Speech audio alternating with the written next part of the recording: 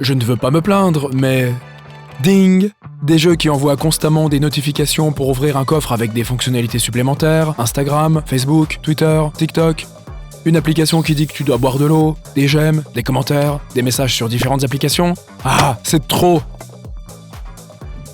Ok, première étape, les notifications désactivées.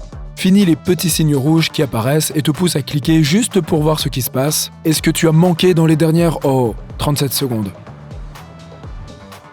Ou encore, tu ouvres les notifications le matin et avant même d'être bien réveillé, bam!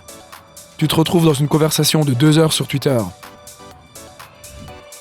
Au revoir le jogging matinal que tu t'étais promis la veille. Au revoir la conversation sympa avec tes colocataires au petit déjeuner. Et bonjour un autre matin pressé et une arrivée en retard au travail.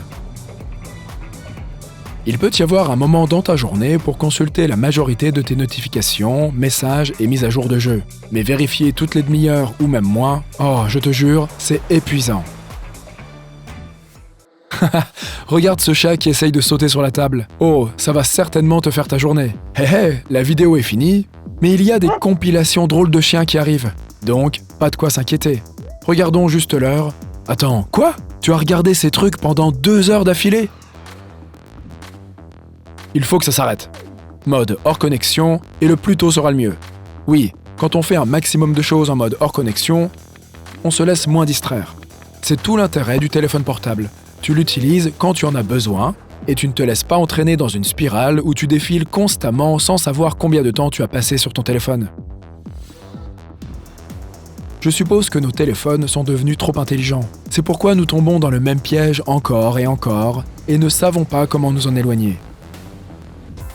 Tu peux télécharger des plans, des podcasts intéressants, de la musique et d'autres choses dont tu as souvent besoin sur ton téléphone. Le mode hors connexion, c'est comme donner à ton cerveau des bonnes vacances bien méritées. Il est temps de revenir à l'essentiel avec une dernière chose. Plus de courrier électronique. C'est devenu une habitude et nous ne l'avons même pas remarqué. Tu consultes les flux sur les plateformes de réseaux sociaux, puis tu vérifies automatiquement tes emails, qu'ils soient à 10h du matin ou 10h du soir. De cette façon, tu ne peux même jamais laisser ton travail derrière toi, car, bien sûr, tu devras toujours gérer une réponse de ton collègue, une demande rapide de ton patron, qui se transforme toujours, d'une manière ou d'une autre, en quelques heures supplémentaires devant l'écran allongé dans ton lit. Un client potentiel... Peu importe ce que c'est, tu ne peux pas l'effacer de ta mémoire et prétendre que tu ne l'as pas vu, alors que, réellement, ce n'est généralement même pas un appel d'urgence qui ne peut vraiment pas attendre le lendemain. Mais essaye de le laisser pour le matin. Pas besoin d'interrompre ta soirée cinéma ou ton dîner avec tes amis en écoutant ou en consultant les notifications d'email. Donc, plus d'emails ou d'autres applications qui te font perdre du temps. Appels, textos, photos, navigation. Ce sont des choses dont tu as besoin et que tu peux gérer au quotidien sans être trop interrompu. Les réseaux sociaux, les applications d'information, les jeux, les applications amusantes qui te collent à ton écran sont des tentations inépuisables que te présente ton smartphone. C'est comme « Surprise, je suis là !» Le temps de voler tes heures libres, de te distraire des choses que tu dois faire et de briser toutes ces promesses que tu aimes tellement te faire à toi-même. Donc, les applications essentielles, parfait, mais ces applications supplémentaires, laisse-les pour un moment défini de ta journée seulement. Hé, tu as vu ce truc qui s'est passé l'autre jour? Attends, je dois absolument te montrer. Tellement de mes conversations se déroulent de cette façon, et avant même de m'en rendre compte, j'ai un téléphone dans la main, je fais défiler le navigateur pour montrer à un ami un article stupide que j'ai vu, et lui aussi me tend son écran pour me montrer les nouvelles du jour. Assis en silence, le cou penché vers des choses stupides qui ne sont même pas intéressantes, mais juste assez accrocheuses pour attirer ton attention. Ça te rappelle quelque chose? Lire les nouvelles ou regarder qui est ce chanteur dont la chanson passe à la radio, tout en prenant un café avec un ami avec qui tu pourrais juste papoter.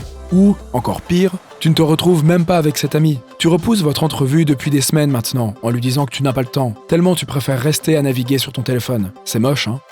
Peut-être que l'on devrait se réserver des créneaux horaires précis dans la journée pour regarder Internet, au lieu de se jeter dessus à tout moment de la journée. Note les sujets qui t'intéressent quelque part pour te pencher dessus plus tard. Une autre option est de supprimer des applications et les réinstaller à nouveau quand tu en as besoin.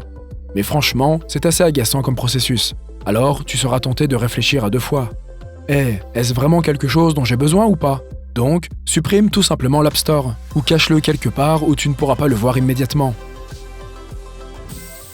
Si tout cela est trop difficile et trop tentant, il existe une application qui transforme ton smartphone en une ancienne version avec seulement quelques applications de base. Le Simpler App Launcher. Le fait de voir 20 applications à la fois te donne l'impression que tu devrais en installer davantage. Oui, cela fait bizarre de voir un écran rétro et tu vas peut-être même penser que ton téléphone est cassé au début.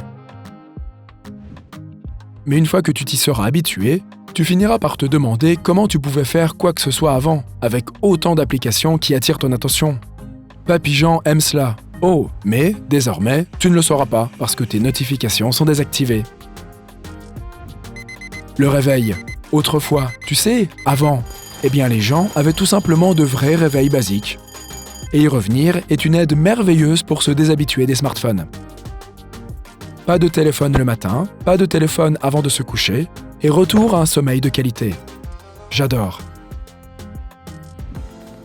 Et voilà, maintenant que tu as récupéré plein de temps libre pour faire de nouveau des choses qui te font vraiment plaisir et t'apportent des choses intéressantes, une image mentale de ton grand-père surgit. Il te dit « Je te l'ai dit 1 million de fois, lâche ton téléphone, tu passes beaucoup trop de temps dessus. » Ok grand-père, tu as peut-être raison cette fois. 7 fois. Tu te dis peut-être, d'accord, mais enfin, pourquoi devrais-je utiliser mon téléphone basique s'il y a une technologie avancée à portée de main ? Pourquoi revenir en arrière ? 66% de la population présente des signes de nomophobie. Il s'agit de la phobie de l'absence de téléphone portable, qui signifie que les personnes concernées ont peur de ne pas avoir de téléphone sur elles en permanence. Oui, cela signifie que 2 personnes sur 3 sont complètement inséparables de leur téléphone. Plus de 70% des gens ont l'habitude de dormir à côté de leur smartphone. Ça te rappelle quelqu'un ?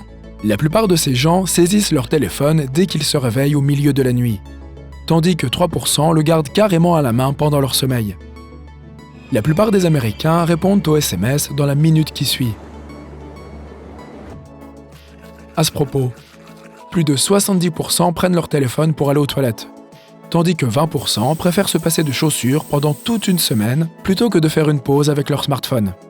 En moyenne, les gens touchent leur téléphone plus de 2600 fois par jour, tandis que 10% sont de gros utilisateurs et le touchent plus de 5400 fois par jour.